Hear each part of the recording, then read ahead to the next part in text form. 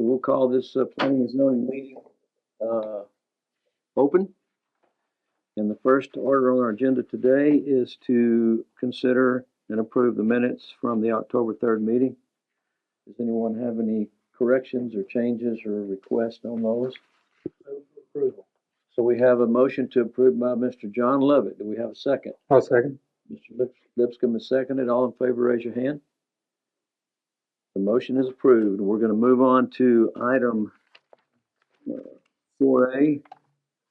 Under a public hearing, consideration and action. Drew, you can lead us into this. Yes. I'll introduce it. We'll turn it over to the applicant. We'll give the staff report, and then we can open the public hearing. This is an ordinance to change the zoning from R2 medium density residential to R3 multifamily residential on approximately 2.35 acres more or less situated in Kerrville, Texas, comprising of approximately 1.84 acres out of the PR Oliver Survey number 122, abstract number 265, and 0.51 acres out of the F. Laura Survey number 123, abstract 225, as described in the cash warranty deed recorded in document number 24-05433 of the official public records of Kerr County, Texas. More specifically located at the northeast corner of Goat Creek Road and Coronado Drive. As you can see the location here on the map. And with that, I'll turn it over to the applicant to introduce the project. Ooh, I'm a ball of nerves. So my name is Judy Jerka. This is my husband, We're not going to Sam. bite. And so what our goal and our desire to do is to build a luxury assisted living home for the elderly. It's a type B facility. It does not consist of anyone that will be driving. They're all residents that will be residing there that are no longer safe to live home alone. They need assistance with dressing, bathing, medications, cooking, doing their laundry, all the activities of daily living. We would have 24-hour caregivers in the home, one caregiver per 4 or 5 residents. Each room will be a private room with private bathrooms. We intend on having a chef there and, planned activities, a hair salon. So it's going to be all luxury mansion type. It's like about 10,000, 11,000 square foot facility. All parking will be on the property, so that will not be extending out to maybe along Tally or anything. It would be to enter the property. Will be coming through, I believe it's the west side where the fire department is, that it would come through that street. And of course, per city ordinances, there's so many parking spots that are required for the facility. I know there was some concern of traffic in general when families put their loved ones in a home type of facility. It's not your large, stinky, skilled nursing facilities. It's not a nursing facility. They bring their loved ones in, and they'll occasionally come and visit. My brother has had a facility for 30 years in Washington State, and I got to experience that as well. Very rare that families even come. Sometimes they'll come just to have lunch with them or have dinner, to see them maybe a couple of times a week. So it's not going to impose a lot of traffic. You don't have the youngsters coming and hot rodding and blasting their radios. It's really a facility to care for your loved ones. It's a luxury facility. We found that Kerrville has that need. There isn't anything like that in Kerrville currently. It's all skilled nursing. You've got River Hills, you've got Hilltop, Alpine Terrace, and I've been in all these facilities. I'm a registered nurse. I've worked in that field for 20 years. And I have seen the need and the complaints that I've had from family members that had to put their loved ones in these facilities and for care. And just horrible reviews, a lot of dissatisfaction, a lot of, they become a number. You've got one CNA to 20 residents at a skilled nursing, your big box facilities, versus this is a 16-bed home-like facility, and there's a caregiver for 4 to 5 residents that's able to give more that one-on-one personalized care. If they need, God forbid, something natural disaster happened, they would have someone that could guide them and help them to get out of the home safely. So that is our dream and our desire to build something like that to provide a need for the community, for Kerrville. And so, Is the site plan I see here shows 2 buildings? yes, sir, we would start out making one facility. We'd like to get that filled. And once we have that filled and we find that that we're creating a wait list, then we will look into starting another facility at that point. So 16 bed per building? Yes, sir. Okay, okay. Each room's about 300 square feet or more. And we're gonna open this up to a public hearing. Does anybody else have any questions for? I'm sorry, ma'am? One at a time. Well, the plan is to build 2 total. We would start out with one, with a desire to fill that up, and then once that is full, we find that there's a wait list building, then we intend to build one more facility. And the entrance is gonna be where? Off of where the fire department is, along that street. Off of Gold Creek, not the, Go for it. Yes, ma'am. off of Gold Creek. yeah. And you're just gonna have the one entrance? Yes, ma'am. Any other questions? Yeah. Yes, ma'am. We plan on fencing the perimeter. Can we hold comments? We're gonna let you guys speak during the public hearing. So, any commissioners have any questions before? I have a couple questions. So, how many employees do you anticipate having? And what is their schedule going to be? So in other words, how frequently would they be coming and going? So we would have, we would have an administrator that's gonna be, on the property from normal business hours.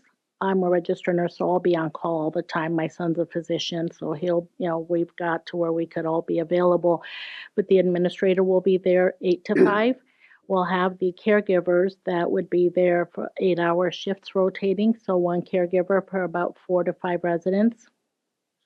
And then we'll have one that can kind of float and assist the other, and then we'll have a chef. And the hair salon will contract with a local salon here, a hairstylist that can come in based on the need and provide that service. So total, we would look probably about, I would say about 6 to 7 during business hours. In the evening, we would have one to assist because they'll be mostly sleeping, but should there arise any needs, to have somebody there at all times. Anybody else? Mike, Go ahead. you know, this is just a preliminary site plan. May not be that. I have a serious concern about rezoning the property carte blanche. Then, if you decide not to do it, or if you build one building and it didn't work. I love your idea. It's great. Very thoughtful. Be of service. Let me finish the question. But you could stop building and the property zoned R3. You could turn it over to a developer who builds a multi-story apartment.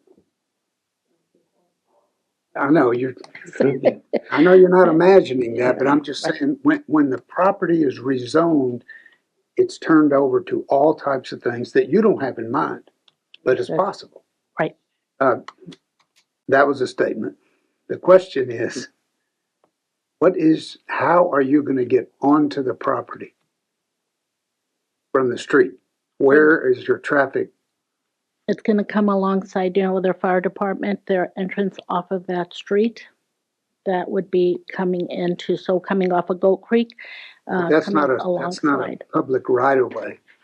That we have a right of way to that. That's your department. We recorded easement to get to the property. You have a written easement from the landowner.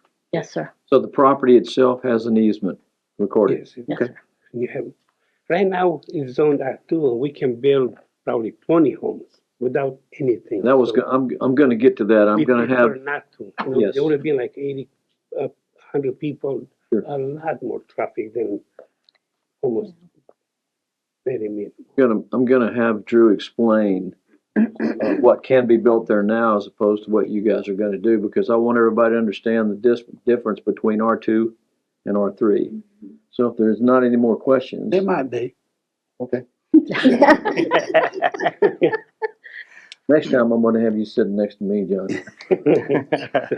Well, when you have a commercial enterprise and you have staff and shifts that, change, at odd hours because of the nature of the business, and the parking lot has to have certain types of lighting, and the code is gonna require you to build a privacy fence, Yes, sir. demising your property, if it's R3, from the neighbors. But that doesn't stop a 15-foot light standard from shining in somebody's That's, eyes. John, I think that's gonna be, once this is started, that's gonna be planning and zone, the development services is gonna I can address monitor that. what they can and can't do as far as lighting and everything. And Okay, I share your. I'll be quiet. Because you have a lot of houses there, Thank you. so. Anybody else? Thank you, ma'am, sir. Before we get into the public hearing, Drew, I want you to explain the present zoning, you guys can sit down, is R2, Mhm. what they could build there, and how many houses could be put in there compared to what this would be. Just so everyone knows, this is what you're looking at. So Right. if you, So the property again is, well, property is zoned R2. The adjacent properties towards the the elementary school and towards Goat Creek are also zoned R2. The property directly, and I call it in front towards Coronado, is a detention basin for the elementary school, so it's not a buildable property. The neighborhood behind it is zoned R1, and then across Stephanie Drive, you also have R2. It is all considered neighborhood residential under our future land use plan. In R2, you can build single family homes, single family with an accessory dwelling unit, so kind of a secondary apartment, duplexes, or townhomes. So those townhomes would be independently platted, so they'd be owned by each individual, whereas R3 allows for the assisted living or the nursing home and allows for multifamily apartments where you'd have multiple units on one lot under one single common ownership, or condominiums where you own a portion of that property. Over the years, I've seen a couple developers look at developing single family on this. I've seen plans up to, I want to say, about 12 to 14 townhomes. Single family homes, I think the closest I've seen is probably 8 or 9 homes to be able to fit on that lot, including a private street, because it is coming from a private access, so it'd still be a private street, utilities, and so on. So they're looking at 2 structures, and Mashirka is 16 room. Yeah. So 16 rooms each. If you equate that to 12 or 14 2 or 3 bedroom townhomes, the number of bedrooms is fairly comparable. The lot obviously is pretty limited on how dense of a property you could build. Multifamily, the issue you'd have between going multi-story, you still have to have parking for that based on the zoning code. No different than the nursing home, there is a parking requirement based on the number of bedrooms and square footage of the property. Since we only have a preliminary site plan, development services staff has not gone as far as reviewing the number of spaces required. We've done some preliminary discussions with utilities, with Public Works and the fire department to make sure they can gain, at least in concept, gain adequate access to those utilities. And they were able to at least say, conceptually, we can get utilities to this property. We can get adequate fire lanes on the property. And that's when the Yerkes decided to go ahead and move forward with the zone change, going step by step through the process. have you looked at any duplex plans? Or theoretically, how many duplexes could you build there presently? Do you know? I would guess it'd probably still be 4 duplexes, so 8 units. Okay. Again, just the space allowed and the depth of the lot. Once you get driveways and a private street with utilities in there, there's just not a lot of room to go much more dense than that. If this is approved by the Planning Commission, it does go to 2 readings at City Council. Following that, they'll continue to go through the subdivision process where they actually plat the property. That's where we look even closer at utilities and access. Once they finish the plating, then they can go into the building permit process where we get down to the nuts and bolts of the design with the building department, fire department, engineering, and of course the zoning code. And as John brought out, perimeter lighting and things like that, or you guys will Yes. be the ones that make that decisions for us, neighbors. As John mentioned, they will be required a screening fence. So that would be a perimeter fence adjacent to all the property owners. A minimum of 6-foot fence. The city of Kerrville does have an outdoor lighting ordinance or dark sky lighting, so everything has to be downlit, limiting light trespass onto adjacent properties. Everything has to be shielded so that it's not lighting up the neighbors' backyards. I don't think there's anything else that I'm missing. Access, again, would be off Goat Creek, which does meet the zoning code requirement to have access to at least a collector street. Through the plating process, they will have to show that they do have that easement with the adjacent property owner for that private access. Any improvements to that road they would have to do as well, correct? If it doesn't meet, and it's usually fire code that would trigger it, if it doesn't meet fire code, they would have to make those improvements. Well, we're going to open up the public hearing, but I'm sure there's a lot of people here that are here to speak about this in the neighborhood. So you understand that what they could build and they don't need a zoning change. So now you have an idea what could be there and what they want to be there. So we're going to open up the public hearing at 4:46. 4:16, I'm sorry. Wishful thinking. Close. I should have quite a few speakers here. So I'm going to start with Clayton Brock.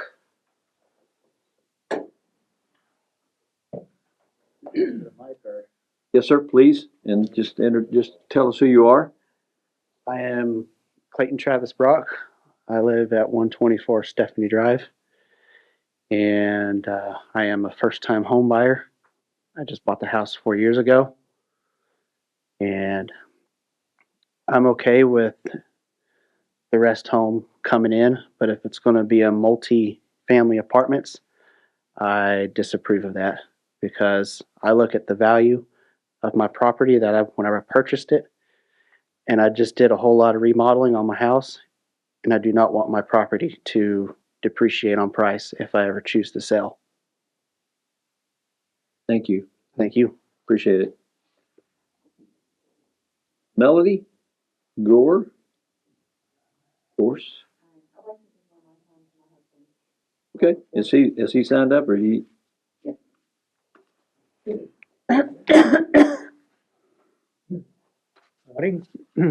Robert Gore, 128 Stephanie.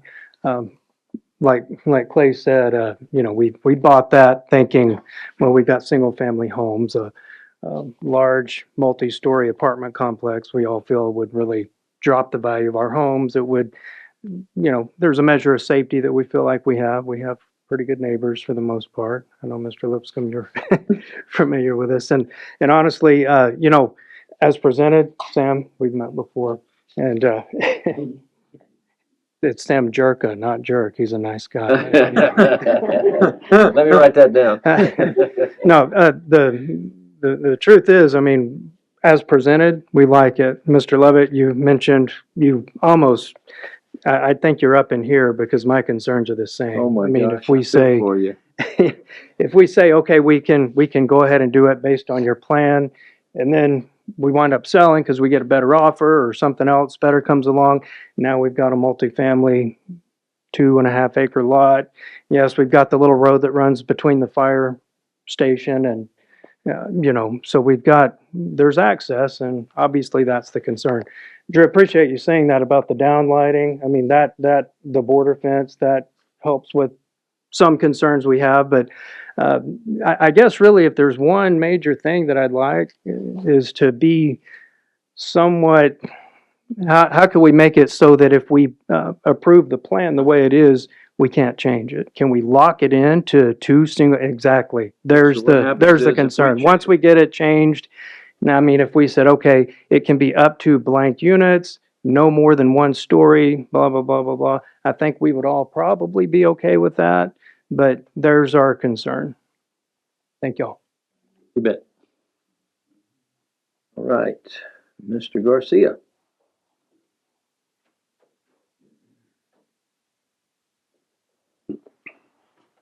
Good afternoon. My name is Eli Garcia. I live at 1738 Goat Creek Road. I'm the owner of that drive. 25 years ago, my father and I built the house on 1738. We originally lived at 1740. At that time, my father donated an acre of land to the Kerrville, to the city of Kerrville, so they could build they could build a fire department there. At that time, my father had sold 1740, and I've been living in 1738 since then. Mr. Jerka, Sam, very kind man, came to me a couple of months ago, inquired about, at the time, was describing a single family home for the elderly to take care of private care and everything like that. And today is the first time I've heard of the possibility of a multi project which concerns me. I've already had many concerns for the years, throughout the last 20 years, with the development of the Kerrville Fire Department. Fantastic unit and asset to our neighborhood. But I have already been concerned about the traffic that goes through a private drive, so of the amount of traffic between fire personnel and our neighbor who's done a gorgeous job at 1740, and for his upgrade there with his family. And then now today, I worry about the idea of when we open it up to the business class that you're describing, about what could possibly go there. My concern already is traffic for the only private access. And then all of a sudden, if we start looking at multi-housing, multi-developments, about the amount of traffic that's going to be flowing over there. So does the fire department use that road, that easement road as well? They do, sir. What they do is they use that on the exit area beg your pardon, correction. They use it for the entrance to kind of recalibrate and get ready for their next call for service. Okay. They'll come in and use that. They've used it for training. I have 2 electric gates. I have my main gate at 1740. I have a second home on my acre that uses the side road. I can park that on that area. There's a lot of parking already for fire personnel. They tie up. They have a very, very small parking lot, and so they use the extra flow for their personnel on the side road already. And they conduct all of their training on that road. It is very congested during the day, so I worry about the long plan, especially if it's opened up. What could possibly come? Like I said, other than that, when I entertained the thought of actually signing the release to have access, as though I did for the owner of 1740 recently, in regards to more of a private care and a neighborly gesture, I had no problem signing, and that's face value, and that's what I went with. Hearing the projections today, I have a lot of concern. Not only for property value, but for traffic flow. Once we open it up, we can't take it back. And going into that, to be quite honest with you, just to be honest, if I had known this a couple of months ago, I would have not entertained it. So I look at this and I do have some concerns. Very wonderful family, but as far as a future of this with the unknowns, I have a lot of concern. Thank you. Yes. Thank you for your time. All right. I think this is maybe Bo. How you doing today? Good. Bo Itchner. I'm living in Eli's Cole house, 1740 Goat Creek. So 1740 Goat Creek is, I don't know what it is. I guess it's a private drive that we've been discussing. So that's the real problem for this property. And it almost seems this property, I don't know what you can do, but you may need to freeze this property. The idea that what they're wanting to do, what could be done, I can't imagine seeing how they would, populate that. Okay. So I live at 1740, right behind Eli. I come down. I agree with everything. I try not to repeat all the good stuff that was already said. John, Eli, appreciate some of the stuff that y'all said.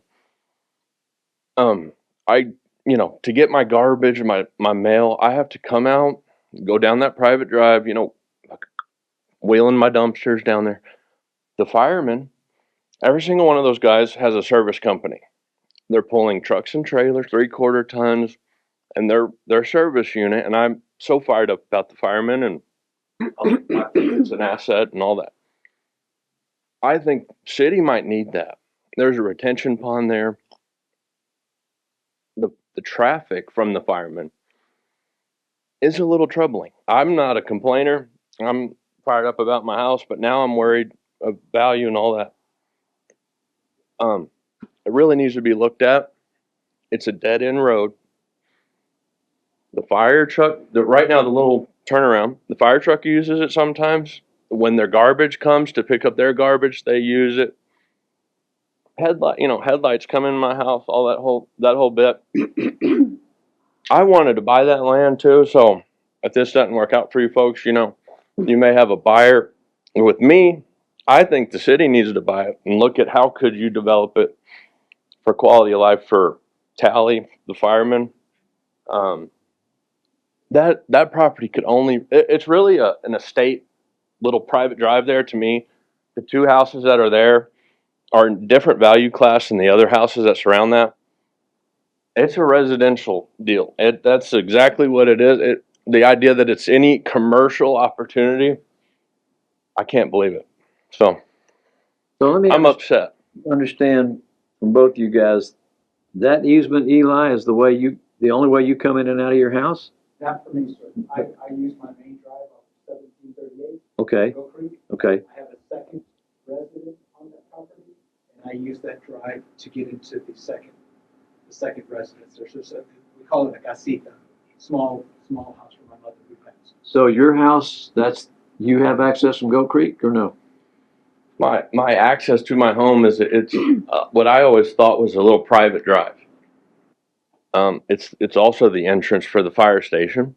It's the entrance to the casita for Eli, and then it's the only way to get to that property, and it just dead ends right there, and so it's just I can visualize a lot of things, but populating that, even R2, the current standing, that upsets me. Thank you very much. I don't have any more speakers, but it's a public hearing if you wish to speak. Yes, sir? Just have a question. Come to the microphone. Yes, sir. Who are you? What's your name? Robert Gore, 128 Stephanie. And maybe it's more of a question for y'all. Would a conditional use permit not satisfy your goal? No, the zoning code doesn't have a conditional use permit in R2. So the only option is to zone R3. And to Mr. Lovett's point, it is, once we zone to R3, we can't do conditional zoning based on the Yurka's plan. The only way to do that would be to go through a planned development district, and the property doesn't qualify because it's less than 5 acres. I actually have another question. I'm a bit confused on the access. So am I. So is the access yours? Is it a private access? That's the only way to get there is through your property. And you gave them the easement, Eli? I did. I gave easement for two, for Bo and for Sam in regards to, because unfortunately, when we're talking about what was presented to me, and that went through my attorney for approval for the title company, but what was presented was that it was going to be a small private area for a small, the idea of having some type of private care. So that's what they, To the best of my knowledge, Sure. It was articulated as a private home for private care. I thought it was in the sense of hospice care or just private care, and all of a sudden we're going from because I was under the assumption we were talking about a private home, residential. Mm-hmm. That's what I thought that was, and then to hear something that could be 2 units or two buildings, that's where my concern. Well, where I'm going with this is whether the zoning stayed the same or changed, then you have to give permission for anybody to use this road? To the best of my knowledge on anything that would go on, if it ran into, let's say, single family homes, I would not know what the difference would be, that I would have to grant individual access, because I granted it to Bo, and then I granted it by law to Sam in regards to the project that was brought to our attention.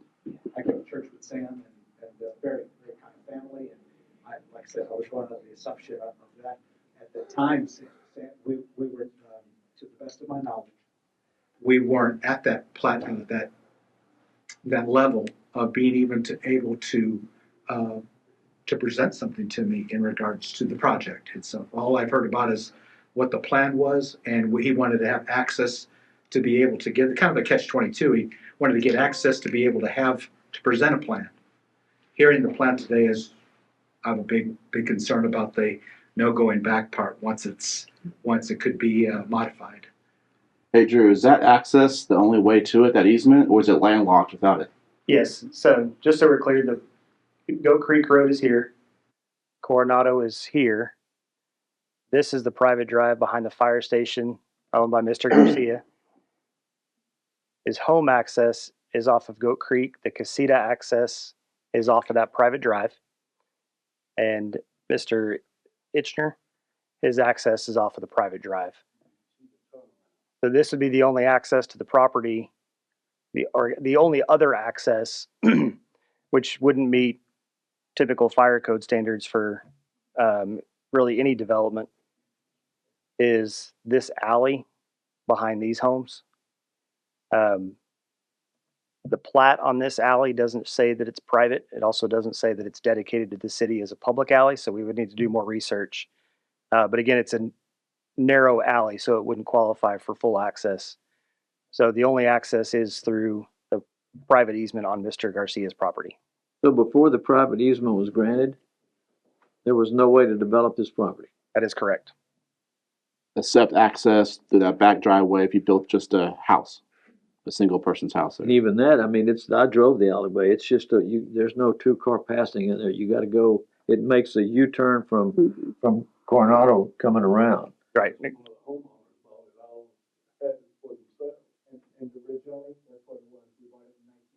Yeah, you're right. It was 7.35 acres. We gave an acre to the city, so that because they were short, the city was short to build the proposal of the fire station. My father donated an acre to the city so they could build a fire department, and then he resold the back 4 acres when 1738 was built. So originally, this property fronted Goat Creek. It was 7.35 acres, we started by the 1 acre to the city for the fire department. Anybody else before we close? Yes, ma'am? Yes. Could you walk up to the microphone, please? That's just what we have to do. My name's Lee DeQueer, and I live on the corner of the little alley that goes back behind on Coronado Drive. And like one of the gentlemen was saying something about the traffic, it's horrendous. I never know when I open my blind if there's going to be cars all parked all the way down on both sides of Coronado or even on the alley. And I've been given notices by the post office that people aren't leaving enough room for the postman to get to the mailboxes, and the fact that if it's time for your trash to be delivered picked up or whatever, they can't get there. So it's a problem with the traffic. Well, that has to do with the parents picking up their kids from school, correct? Yeah. Is there anyone else that wants to speak before we close the public hearing? Drew, what would spark that to have 2 entrances? More than anything, it'd be the fire, the fire code. Depending upon the size of the building, the access to the building, if they have room for an adequate turnaround. Based on the size of the property, you wouldn't be able to build the number of units that would require 2 access points. So more than anything, it would be the access for the fire truck to be able to turn around, because the length of that dead end would require either a hammerhead style turnaround, or a cul-de-sac. You can't get two entrances anyway. This property is landlocked except for that easement. Right. Yes, sir, did you wanna? The only other thing that concerns me a little bit, that, you know, it's preliminary, everything's preliminary, but as soon as the property was closed on, I guess, there has been a little bit of activity. Some tree care went on. In observing that tree care, one of the things that came up was this project may never happen. Well, I'm worried of that too, because just watching the service companies that were selected to come do that seemed like the best, cheapest bid. One, because the tree care was a little bit rough. We had, some trees just in our property. Anyway, we had sort of a vegetated buffer there already. If that's gone away, it's been diminished. It hasn't gone away. There's some trees in the fence that they just couldn't get to, I guess, and didn't left alone. But it's like every tree that they could get got done. Well, that's a problem for me because, the guys are sitting there kind of eyeballing me and my wife. We're trying to just come home and enjoy our afternoon, and we got a little taste of here comes construction. That's going to happen no matter what. Somebody can put one house on there is the only thing I could see. But the other thing that concerns me, a load of cinder blocks got, dropped off. There's no plan that's been approved, but it looks like there's some stuff going on, and There's nothing going on. it looks like some hardscaping, the start of some hardscaping and some things. So now I got to look at all that rubble. I got to look at workmen, things. Plans aren't approved, so that's concerning. Thank you. Thank you. Anybody else have any questions before we close this public hearing? May I address anything or Ma'am, may I address any of the concerns? you can address, yes, ma'am, you sure can. So as far as, just the cleaning, yes, we were just kind of cleaning out the property. It was a lot of mess. Somebody was using it to go through with their trailer. So yes, we started to clean up the property. Yeah, what we took out was tree stumps and the trees that looked really in bad shape, of course. The property will be fenced, the whole perimeter, which will give you that privacy, of course, for you and your wife, absolutely.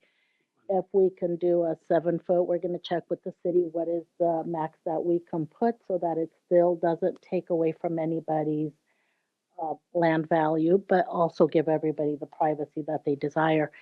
We are planning, it's a residential home. It is not a commercial property. It is not a nursing home.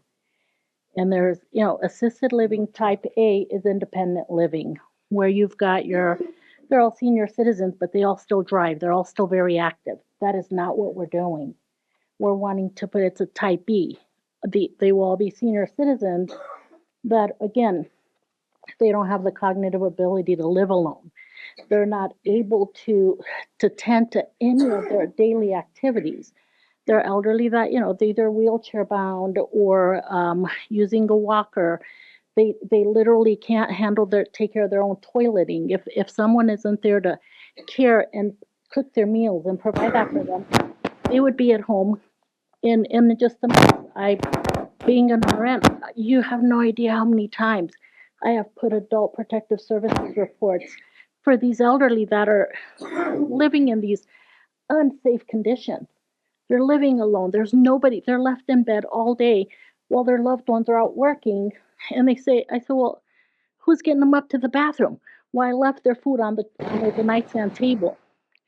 So they're left in this condition for 8 hours, 10 hours until their loved one comes home.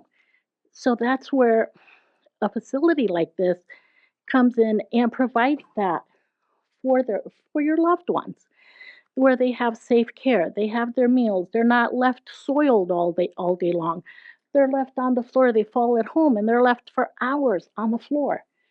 So Kerrville doesn't have that. We understand, and it's a great project. It's a great need, but we have to deal with the zoning. That's what we're asked to do, and we just have to figure out, this is a very unusual situation for a piece of property that really doesn't have any exterior access. So we just got to kind of figure out, and we have to take into account the people that live there and how it's going to affect them. So right, we appreciate your We And understand. yeah, it is. It's a single story. It's a single level, you know, it's, yeah, 16 beds. It's residential. It's not commercial. But I understand all y'all's concerns, of course. So, Thank you. Okay, so we're gonna close the public hearing at 4:39. Open the discussion. Yes, sir, Johnny. Question is for Drew. If the access is off Goat Creek, what's the address and how do you decide what the side offsets are? Because, you know, what I see here is a building 15 feet away from your shiny white truck. Right. So with non-residential property, if it were addressed, should be addressed to Goat Creek because that's where the primary access would be from. So that the neighbor's side would actually be their front property line. So that would be, You can't do this then. right. It would have to be adjusted some. I think they're showing a 15-foot setback. It would have to be 25-foot setback. And then the sides towards Coronado and towards Stephanie, the minimum setback would be 15. But you have to have a fire lane plus. I don't know that they would be required a fire lane all the way around the building. Based on the scale of the building and where their proposed drive comes in on that northwest side, I think they would be able to meet fire code and the hose lay requirements. What is a hammerhead? It's a T, so Yeah, so the it's- truck can Truck can go in and back back up, turn Right. around. I've seen some that are more of a T shape.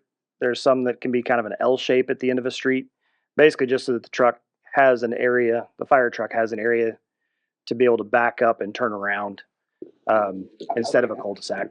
So, because if this is now the front and it moves away from that property line, then what would be parking or a turnaround? I mean, I don't drive a fire truck on a regular basis, but I've got to believe it takes 80, 90 feet to make a circle. Right. Well, I don't think they would be making a circle, would they? Well, I understand. Would they be backing up or? So they would have some kind of turnaround. They could do a cul-de-sac, which is you're spot on, 96 feet, 100-foot radius, or excuse me, diameter. The hammerhead, depending upon the configuration, can take up less space, so it wouldn't require as much, but you still have to have room to make that maneuver. Is there the setback from the side of the property where the retention pond is? What is that setback? 15 feet. So these buildings could be pushed back towards the retention pond and more away from the houses. Is that correct? They could. But that's the entrance. I think the way it's drawn, that would be the drive aisle Where and the the fire road lane. is, yeah. That's right. Yes, sir. Yeah. Could you explain to me why you can't do a special use permit? I know that's not what's applied for, but I Right. didn't understand. So our zoning code has limited uses that are a conditional use permit Okay. on the land use table. And R2 does not allow for anything outside of those uses that I described. There are a few conditional use permits, but not for the assisted living or something Okay, comparable. now let's say it's R3. So R3 allows the assisted living by right. So they wouldn't need to go, or that's why they're going through this process, Where I'm going, let me help. trying to limit Asked all to this. If you go to R3 and the applicant says, I'm only gonna do this and only this, can you limit the development of the property to a final set of plans? Not in R3. That's the problem. Yeah, the only option would be a planned development district, which is that more or less customized zoning tied to the exact site plan they're presenting. That requires either a 5-acre minimum, or they have to go to city council for a waiver to be able to apply for a PD less than 5 acres. Thank you. So theoretically, because it's less than 5 acres, they could go to city council to apply for a PD? So they would go to city council, request the waiver since they're less than 5 acres. We would start this process over, notification to the adjacent property owners. That would go to the Planning and Zoning Commission as a planned development district, and then to city council. But that would restrict it to exactly what they're proposing.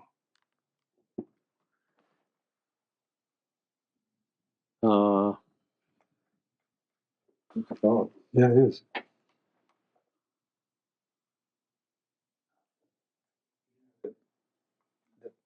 Concept for what the applicant wants to do is awesome.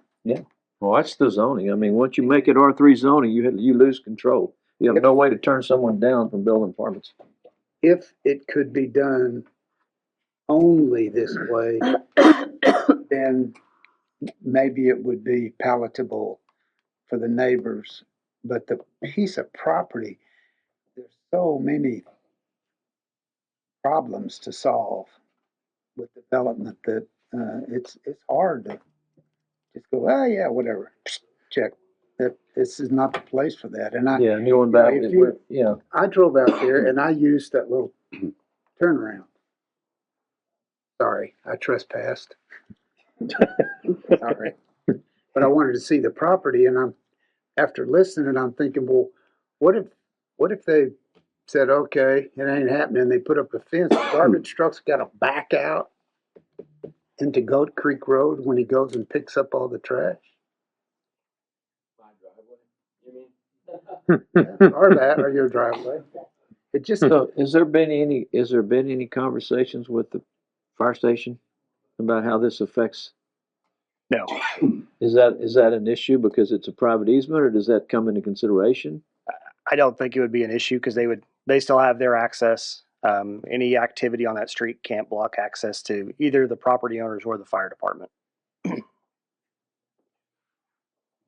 that's the only place it's gonna happen. Mm-hmm. Where this lady lives, I could barely drive down that alley. You Right. can. How you get to that drove it fire too. hydrant anyway? It's just Right. a one-way, drive around.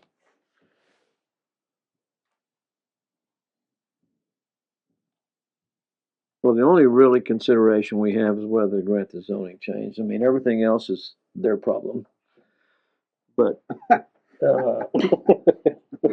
my concern is always, and we've talked about this before, is that when you go to when you grant a zoning change for some specific project that they have the best of intentions of building, something happens and they don't get to build it, and the property changes hands, or even the people that own it, they're left to where they could develop anything that is allowed in R3.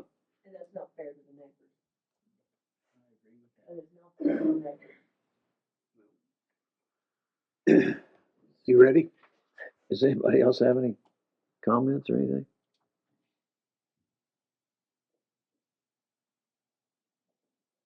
You got any comments, Kevin, at all? No, I mean, I guess my only comment, I mean, the worry about something else coming in there,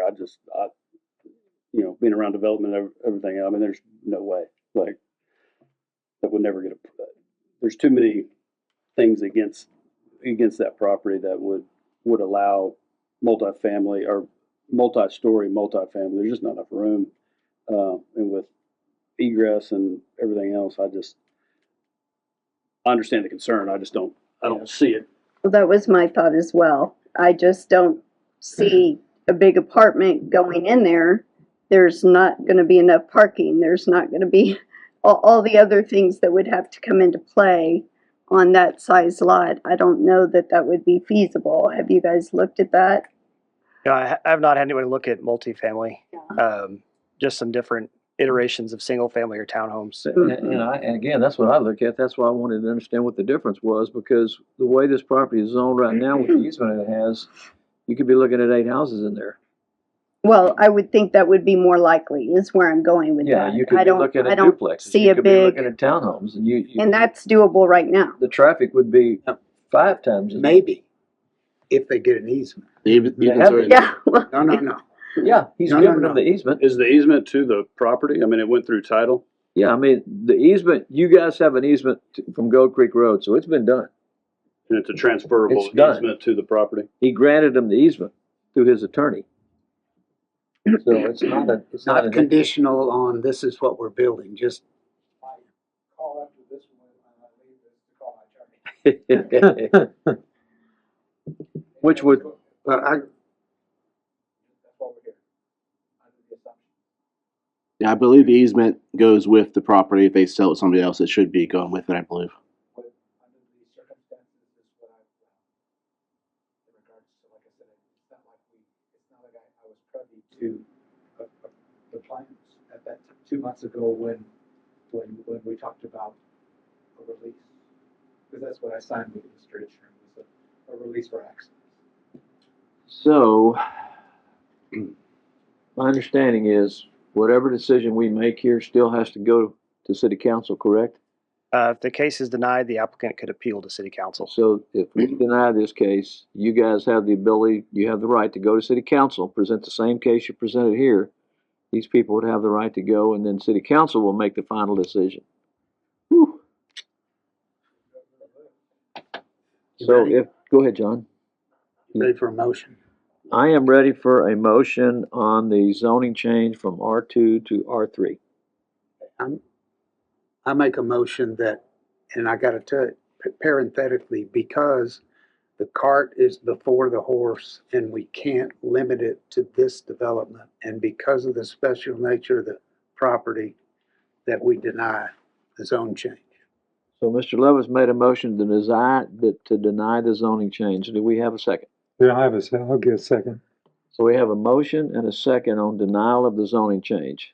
All in favor? So this motion is failed. All opposed? So the motion, the zoning change is denied. Is it all worded right, Steve? Favor of or? In favor of the motion, yes. To deny the zoning change. Motion which was to deny. Okay, 4-3 vote. No, I actually think it was 5-2. But 4-3, 5-2, it's okay. We appreciate you guys. Now that does not mean, and I would, if I was you, I would sit with Drew and talk about the ability to go to the city council and apply for a waiver for a PDD, plan development, that would be specific to this project. And it seems to me your neighbors don't really have an issue with that, but whatever, you can go that route. Am I correct, Drew? That's correct. We appreciate your interest in doing this. You have I think it's a great project though, you just have and a much needed. bit of a challenge with the land. As somebody that needs it right now, I think it's a great project.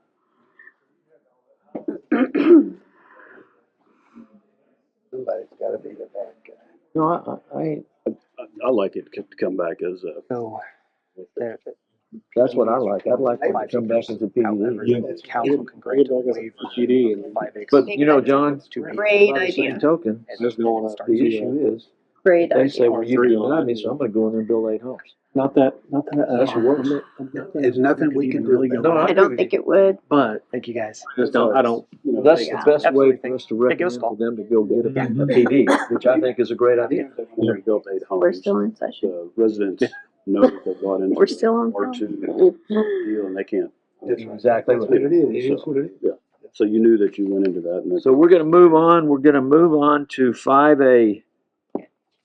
If you guys, those that were present October 23rd, when our Freese and Nichols team were here, you recall we started a discussion on our future land use plan and we ran out of time.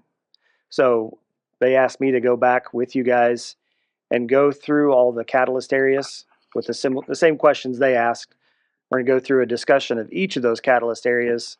I think we touched on the first 3 while the team was here, but I'll try to guide you guys through that discussion. We'll have some dialogue, and luckily I get to send them the video and they'll digest that and keep working from there.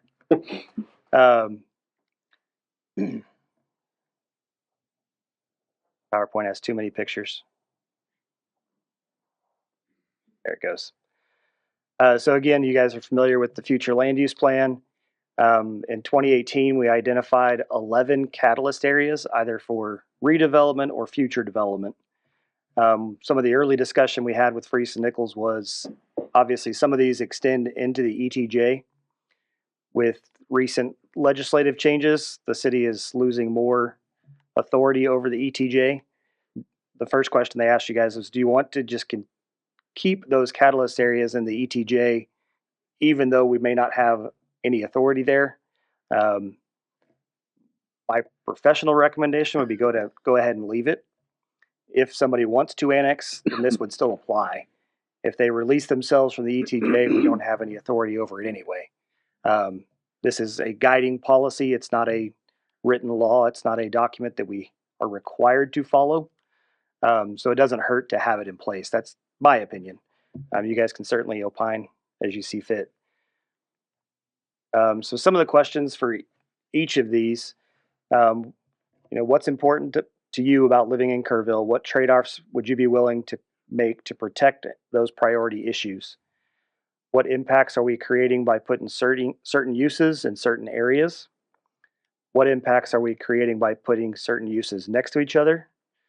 And if we do any of these things, what are we giving up? And are we okay with that? It's pretty high level thinking here. So we're going to go through different parts of town. I know Mr. Lipscomb sent in some comments himself about the first, was it 1 or 2, David? Yeah, 1 and 2. 1 and 2. We'll kind of go through these. David, I'll let you pick up. I think we gave each of you a copy. Pick up each of those that you want to talk about.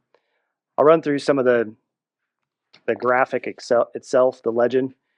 The areas that have the hatch mark over it, those blue lines, are areas that were originally identified as redevelopment areas.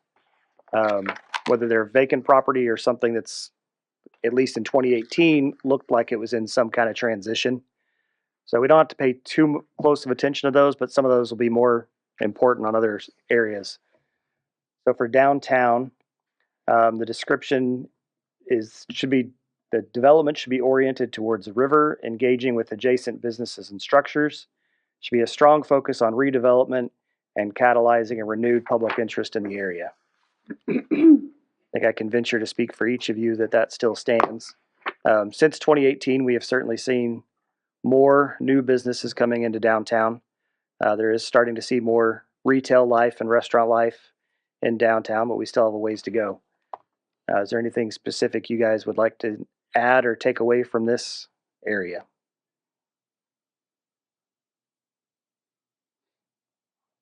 Buddy? Wife wants a Target and adjacent. Oh my gosh. Downtown? Downtown. I've never heard that before. Yeah. The downtown. Wanting specifics, I have a list. Okay. I can't help you with the specific entities, but general land use concepts I can help you with. And I know our assistant city manager works hard on Target, and I don't think he's obviously gotten much traction, but he does spend time every year going to can't remember the acronym, the kind of corporate retail conference every year, and starts pedaling Kerrville as hard as he can, trying to get interest in any of those that we list: Target, Jason's Deli, Olive Garden. Probably heard it. Some of them call back and want to know what we can give them, but that's for city council to deal with. All right, so we'll move on from downtown. There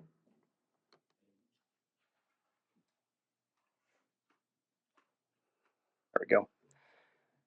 So strategic catalyst area 2, we did talk a little bit with Freese and Nichols. This is the area south of the river. So you'll see the mall, the hospital and medical district, and then a big portion of this on that southeast side is the land that Peterson Regional Medical Center purchased for their future master plan.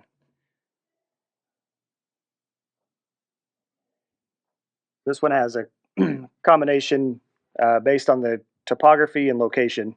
It's a pretty wide combination of uses: estate residential, neighborhood residential, preservation residential, transitional residential is more or less your multifamily, professional services, entertainment, mixed use, and agriculture and outdoor tourism.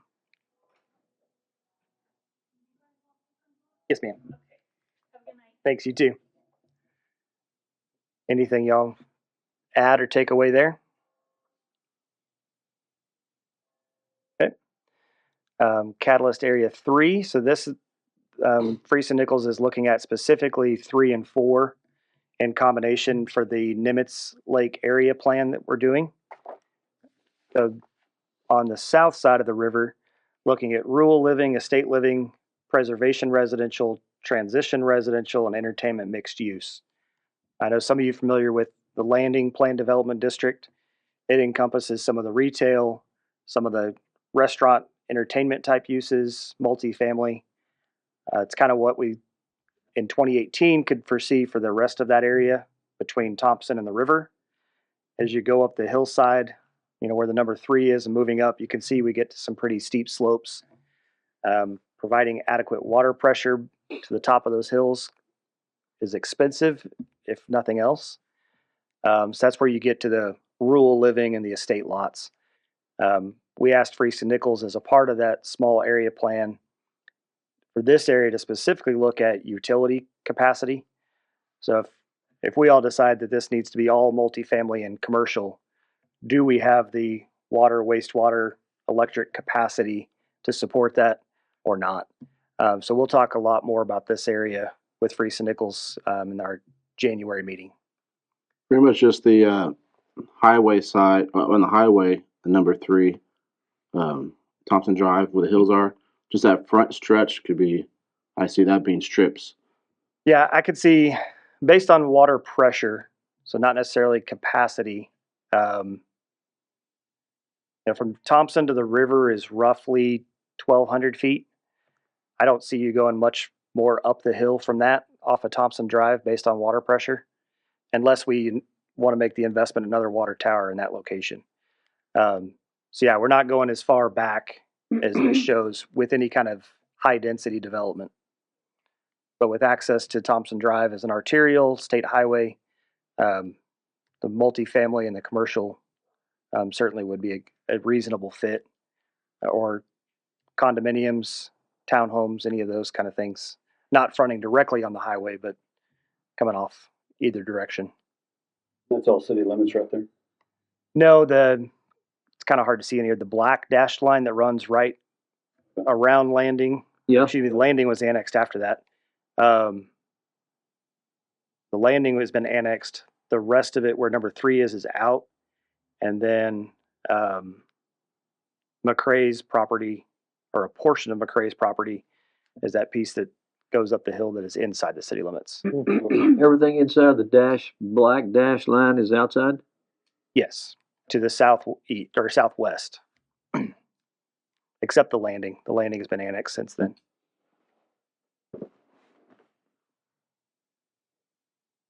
Anything else y'all want to add to this one, or wait till we get to January and do a deep dive? Yes, yeah. Can we get a really cool boutique hotel on the other side by the river? So number 4 or north side of the river? No. On 3, but on the other side of the road, I guess. Between Thompson and this the river? side, yeah, that would be. Just I know there's been I don't know what they're called. There was a study done there because I know part of the land is in the floodplain on how you could Reclaim expand some the of that. river, make it larger, Oh, okay. and take some of that dirt and level out some of the other. I think Greg's got it somewhere, but it would be a cool boutique hotel. I'm just saying. I don't disagree. It would. Yes, and the water treatment plant. Or a conference center, big one. Okay. Yeah, And I think- I'd love to see us point something towards the river. Mm-hmm. Instead of putting our back to it all the time. I agree. Right. I just think it's wasted space. And I think each of those that y'all mentioned would still qualify as the entertainment mixed use, Mm-hmm. where you've got a lot more activity throughout the day, whether it's retail, restaurants, bars, hotel, conference center. Well, if we did a big hotel with a conference center and potentially did some live work type all in one big thing there. I think it would be a really good thing to bring people in Yep. for. And what else? Live, work. A boutique Target? And Well, no Target. No Target. But if we could get a big hotel with a conference center, we could get more people. Anywhere, but that's From all the right over. location. But that location would lend itself to, well, people would want to be there for the water. I mean, it's beautiful. We could utilize an asset we already have. backed up to a floodplain instead of focusing. Right. And I think that comment will carry right over to number 4, which we've all seen. Many of those older businesses and older developments do exactly that. They front the highway. Some of the restaurants excluded from that, but anything y'all would see redevelopment wise, and number 4 that would not fit with community commercial or regional commercial. Caveat here is the heavy commercial and light industrial is really that western side of 27 as you're actually moving further away from the river. The area along Nimitz Lake doesn't really align itself with the light industrial. But it's really picking up the Mill Run Park and that area that's off of Junction Highway existing. So, and again, much of this area along Nimitz will be a part of that discussion as we dive in with Friesen Nichols.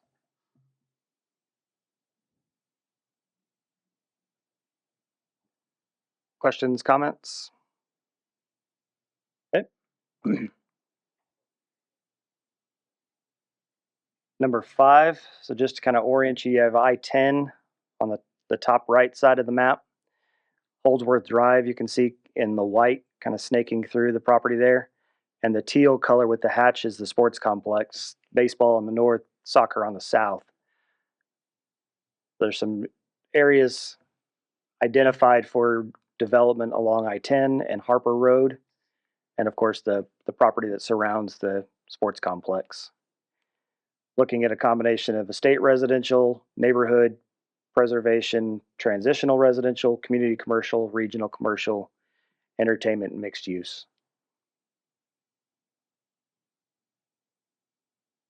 The bulk of the land that surrounds the ball fields is under a planned development district for more or less a neighborhood residential.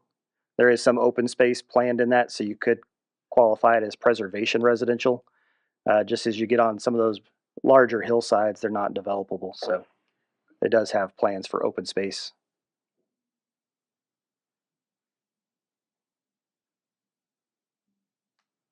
Questions or comments there? Would be nice to see some development out there around the sports complex. Right. It would be very successful. You guys did see the plat for Bluewood. Mm-hmm. So they did get their building permits. I think they're doing a groundbreaking in the next month or so. So they're gearing up, getting ready to start that development. I'm also hopeful that that'll spark the next steps of development for the rest of that property. It's interesting. Apartments? Yes. Yeah, it's 270 something units. Yeah. Y'all get more parking for the soccer fields? I have yet to figure out a way to make land. If you don't have a truck, you're screwed. It is somewhat interesting out there that as long as the sports complex has been in operation, you haven't seen any like restaurant development or, anything out there that people would flock to probably. We've seen 1 or 2 restaurants, 1 or 2 hotels, and then the multifamily. We've got 1 that pulled a permit, so we'll keep throwing stuff at it. Well, I say we. As things come to us, we look at that and try to see. So the frontage of that planned development district, the frontage along Holdsworth is commercial. Both the part west of the sports complex that you see in that hatched area and further south along Holdsworth on that northeast side. Quite a bit of commercial. There is. Available. Yeah. I know there's utilities at least close, so there's certainly potential there. Has that land been sold, or is it a lot of it still the Kellys? The Callows still own the majority of it. I think they sold, don't quote me on it, I think it's close to 80 or 100 acres. And then a portion of that was sold to J Street Properties that did Bluewood, or that it's in the process of doing Bluewood. So 3 property owners for the bulk of that property right now. Okay. Move on to 6. This is what a lot of people in Kerrville have called our gateway for a long time, I-10 and 16. As you can see, the area is kind of primed for redevelopment. Obviously, Planning and Zoning Commission looked at Whiskey Springs a little over a year ago to revamp that planned development district. You've probably noticed they're out there moving dirt. They've got a grading permit, trying to figure out the ins and outs of their development. With that acreage, obviously, they've got to do more. Is that where the 6 is? Actually, Yes. the number? Yes. The 6, and it's 700 or 800 acres to the east from there. Where the 6 is, kind of northwest of the creek, that's Quinlan Creek that runs through there. They do have some commercial development proposed. They're working through their utility conversations right now. I met with them yesterday, actually. They figured out how to get water or I guess sewer. Yeah, sewer and water, and water's there. Sewer and reuse water for the golf course. Yeah. We're trying to figure that one out. Sewer, they've got some capacity issues on that line. It's actually the same capacity issues that we'll get to in a minute that Tivy Commons is dealing with. So trying to get the smartest brains in the room to figure that one out. But this area, again, pretty similar to what we've seen. Rural living for the steep topography areas, neighborhood residential preservation, which is that combination of open space and neighborhood, multifamily for transitional residential, regional, and then agriculture and outdoor tourism for kind of that undevelopable space. Anything you guys would change there? That might be the place for your target.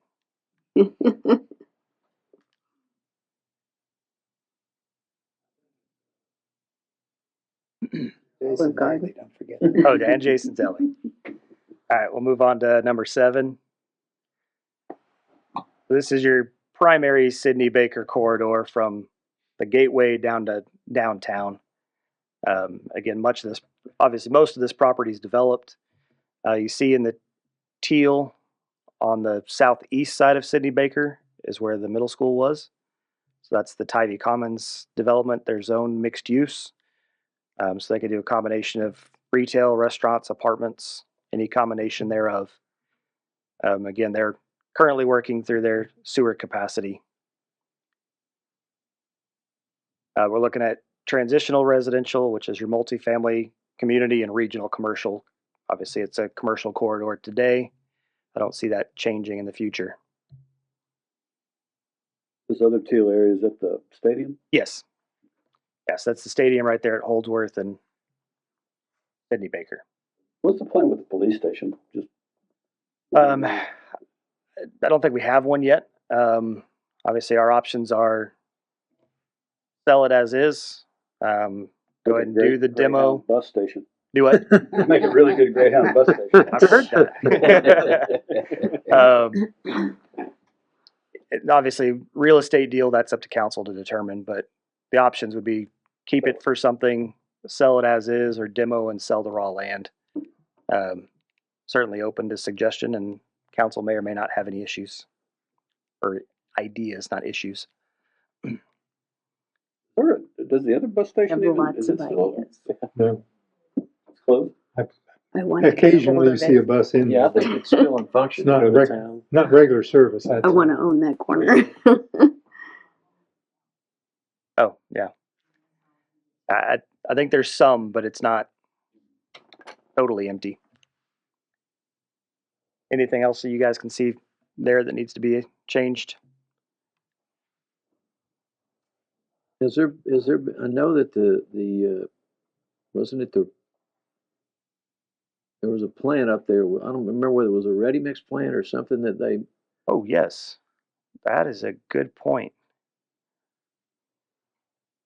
vacated it, right? They did. Yes. Didn't know that. Yeah. A while ago. Moved out by the airport. I think where that is exactly. Actually, I did know that. Did they sell I the forgot property? that. Not that I know of.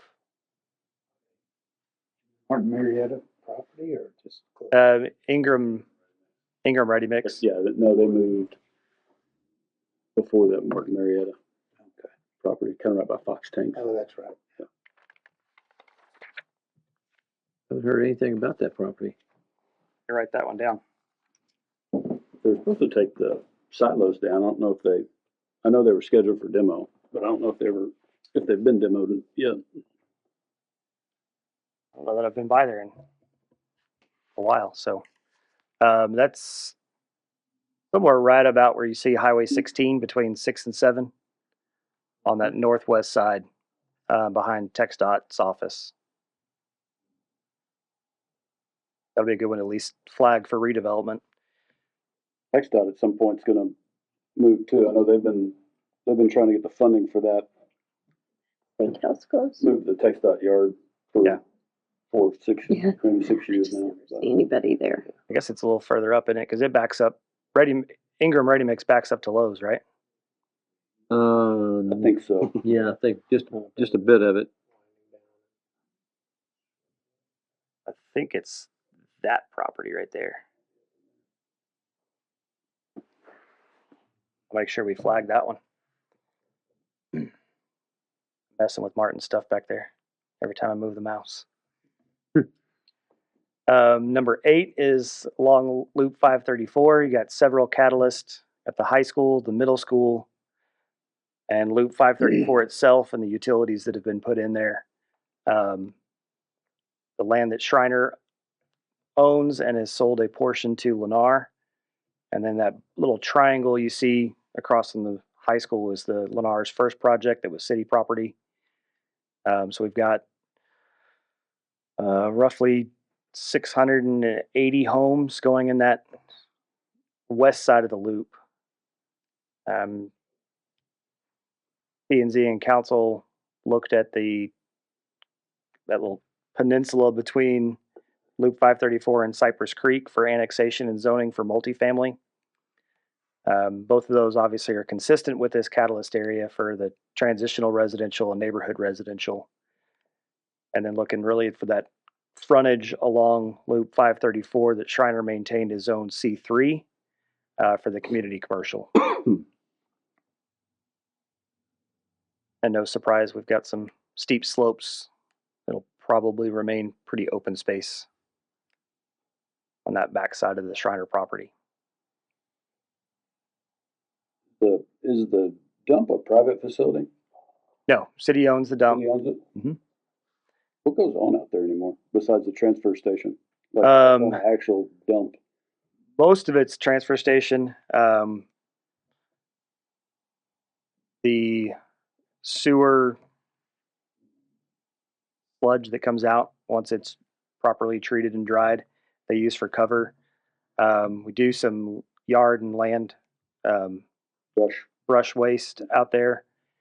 I think that's it. And we do have, the city has the permit for the landfill for, I think, another 99 years. But while the contract is right, we're still using the transfer station with Republic.